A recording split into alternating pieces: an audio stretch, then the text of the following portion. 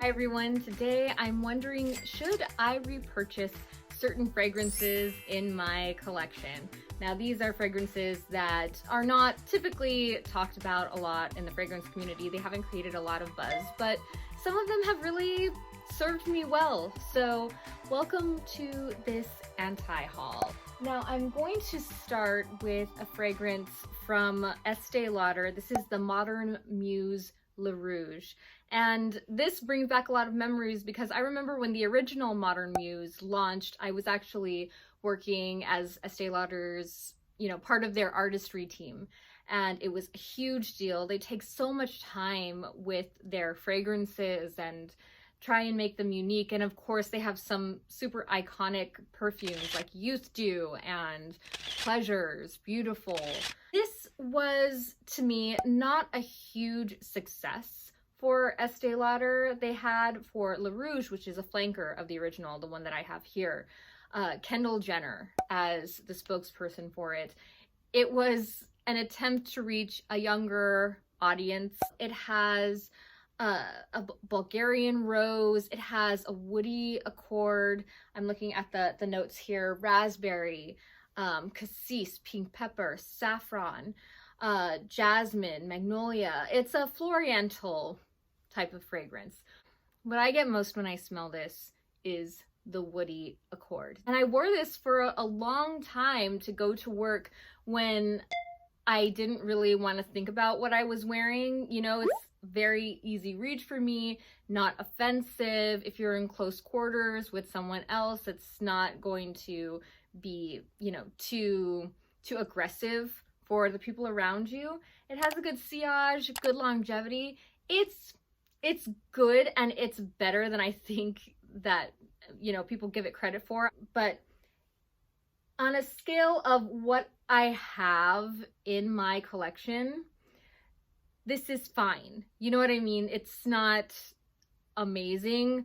I have other things that I just reach for instead of this because I like them more. So as much as I like Modern Muse, I don't think I like it enough to repurchase it. Now, this is a fragrance that I am absolutely on the fence about. This is Miss Dior's Absolutely Blooming. This is a flanker of Miss Dior that is the least talked about flanker that I've seen out there.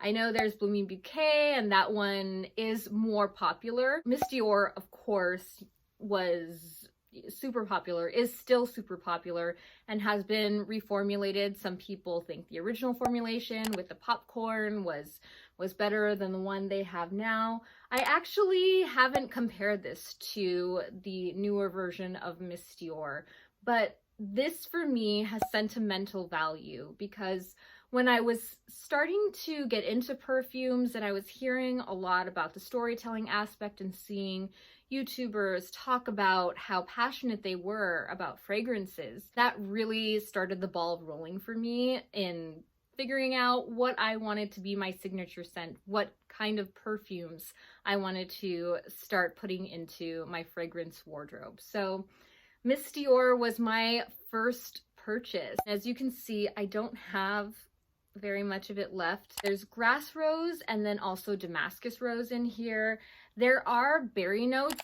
I really like deeper scents, warmer florals. So this really fits the bill for me, and I smelled many different types of perfumes before settling on this one. I really didn't obviously go for what was popular because this was definitely not a popular scent, and I'm just kind of waiting for them to discontinue it.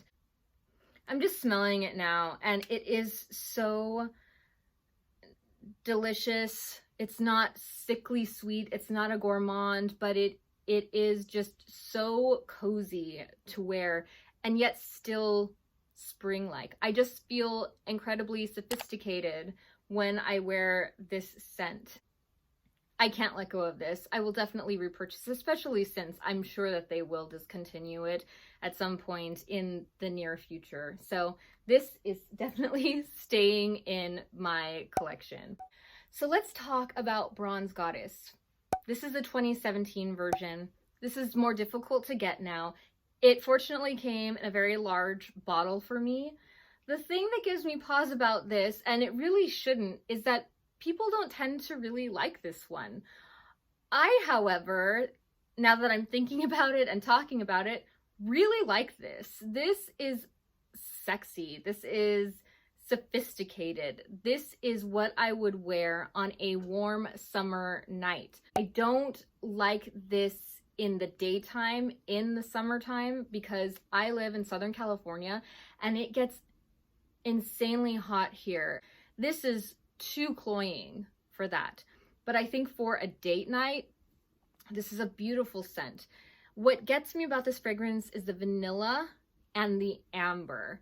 This gives me the sense of like a deeper ambery color, a warm color. I tend to associate scents with color, and this did that for me. Of course, it's Bronze Goddess, so maybe that had something to do with the colors that came to mind.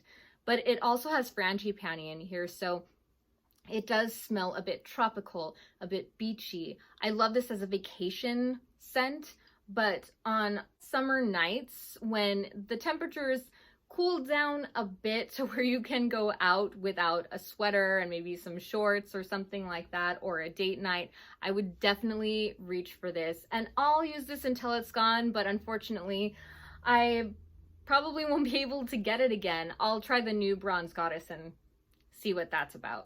Now let's talk about Tom Ford's Mandarino di Amalfi. This certainly does not last a long time on my skin, but the thing that got me and why I had to get this was because of the coriander and the mint. This is the most refreshing scent that I have in my collection. When I feel like it's so hot that I can't even breathe because it does get that hot where I live, I put this on and it is a burst of citrus. It is a burst of freshness and it is relief from the heat.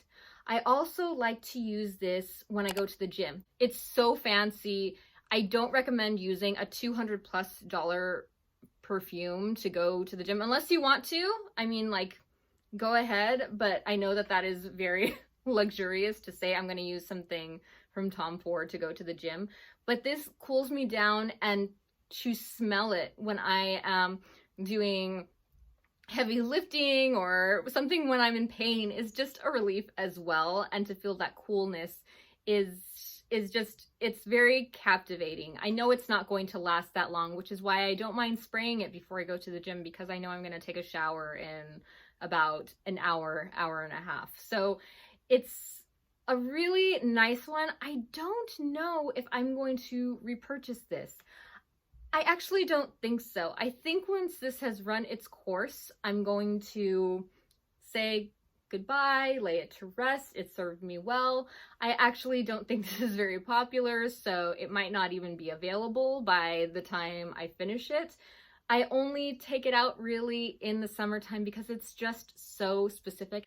This to me will be one I will say goodbye to once it's finished. If it lasted longer, I probably would keep it in my collection for years to come.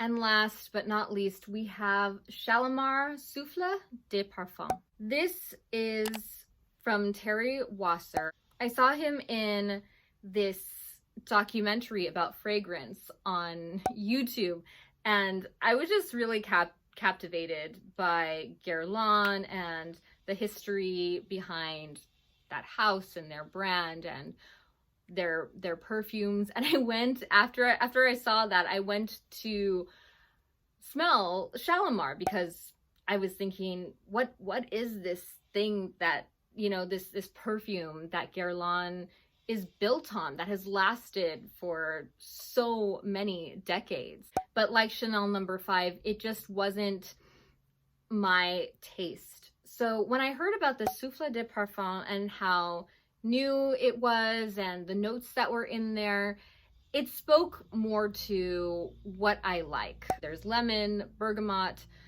mandarin orange, orange blossom, jasmine sambac, and then the base notes are musk and vanilla. There's Tahitian and Indian vanilla and white musk. When you first spray this, you get a burst of citrus. which is really beautiful.